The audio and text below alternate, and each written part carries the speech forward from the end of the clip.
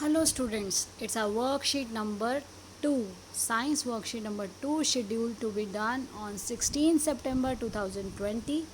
And students, you have to write down your name, your teacher's name, your roll number and student ID. Now today's worksheet is based on the microorganisms. बेटा आज की जो worksheet है वो microorganisms पर के ऊपर उनकी जानकारी देने के लिए है, उस पर आधारित है. Microorganisms play an important role in our lives. Microorganisms help us in making many kinds of food products. They are also used for various purposes like. बेटा हमने पहले की वर्कशीट में भी पढ़ा है कि माइक्रो ऑर्गेनिज्म हमारे लिए बहुत इंपॉर्टेंट रोल प्ले करते हैं हमारी लाइफ में. जब आपने देखा था कि एक बच्चे की जब मैम ने लिस्ट बनवाई कि आपको कौन कौन सा खाना पसंद है, तो बच्चे को डोसा और ढोकला ये सारी चीज़ें पसंद थी, ब्रेड पसंद थी, तो वो सब क्या है, सैंडविच, ये सारी चीज़ें हमारी माइक्रो ऑर्गेनिजम्स की मदद से ही बनती हैं. तो आप देखिए माइक्रो ऑर्गेनिजम्स अलग अलग तरह से बहुत सारे फूड प्रोडक्ट्स को बनाने में हमारी हेल्प करते हैं और दूसरे पर्पसेस के लिए भी हेल्प करते हैं, जैसे मेकिंग चीज़, ये देखिए ये चीज़ बनाने में.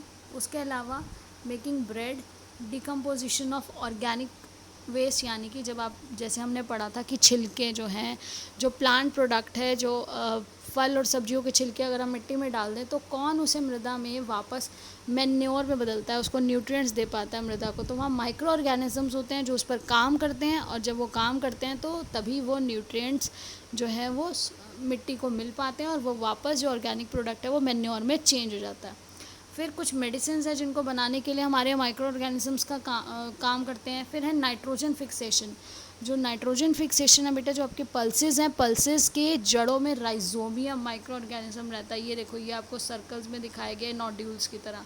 तो ये क्या करता है, ये एनवायरनमेंट से नाइट्रोजन लेके, वातावरण से नाइट्रोजन को लेके उसे चेंज करता है ऐसे कंपाउंड में, ऐसे फॉर्म में जो मिट्टी को फर्टिलाइज, मिट्टी को मैन्योर, एक तरह से उसको उसके न्यूट्रिएंट्स जो चाहिए वो उसको मिलते हैं, उससे वो जो एयर की नाइट्रोजन है उसको फिक्स कर देते हैं. तो अब देखिए besides this they are also use for making pickles. तो माइक्रो ऑर्गेनिज्म किस चीज़ के लिए, पिकल्स, अचार बनाने के लिए, batter of dosa, idli, alcohol, और agriculture they are use to increase soil fertility. ये देखिए, ये हमने ये किया ना, ये दो, नाइट्रोजन फिक्सेशन और डिकम्पोजिशन ऑफ ऑर्गेनिक वेस्ट, ये दोनों किसको हेल्प कर रहे हैं, ये फार्मर की हेल्प कर रहे हैं, एग्रीकल्चर को सपोर्ट कर रहे हैं to increase the fertility of soil.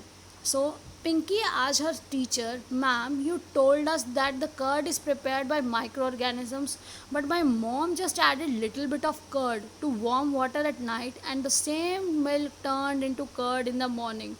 How is it possible?"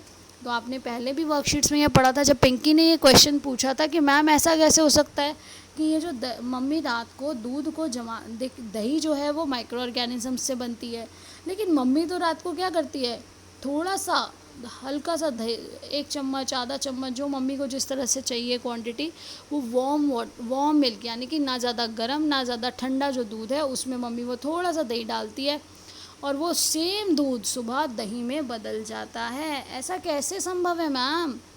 तो देखिए मैम ने क्या रिस्पॉन्स किया. Teacher responded, Pinky, a bacteria named lactobacillus. बेटा आपको लास्ट वर्कशीट्स में भी बताया गया था, जो बैक्टीरिया है वो लैक्टोबैसिलस बैक्टीरिया है जो प्रेजेंट होता है कर्ड में.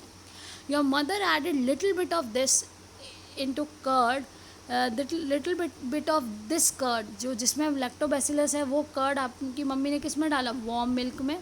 द बैक्टीरिया रिप्रोड्यूस, जो बैक्टीरिया है वो रिप्रोड्यूस किया, उसने आगे मल्टीप्लाई किया. देन वो multiplies in the milk at suitable temperature and converts it into curd. वो एक सुटेबल टेम्परेचर पे मल्टीप्लाई होना बेटा, 1 से 2, 2 से 4, 4 से 8, इस तरह से आगे बढ़ते गए और वो बैक्टीरिया मल्टीप्लाई होते गए और उस दूध को उन्होंने कन्वर्ट कर दिया दही में, कर्ड में.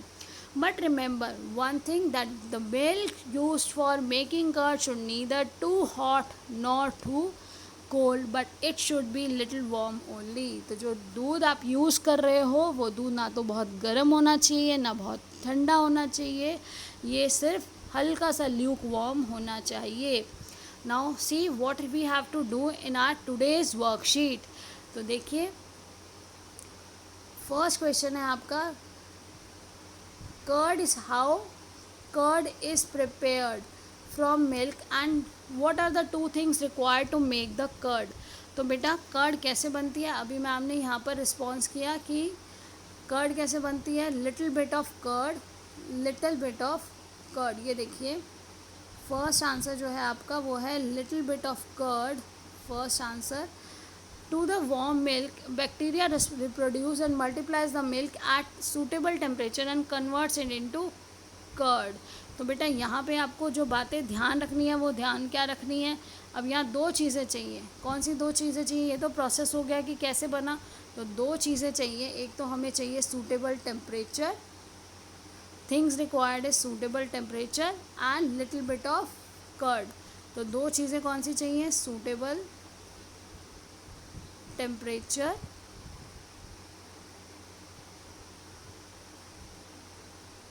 और दूसरा है आपका बेटा little bit of curd. Obviously milk तो आपके पास है ही बेटा, तो मिल्क आपके पास है, दूसरी चीज़ आपको चाहिए लिटिल बिट ऑफ कर्ड। ये तो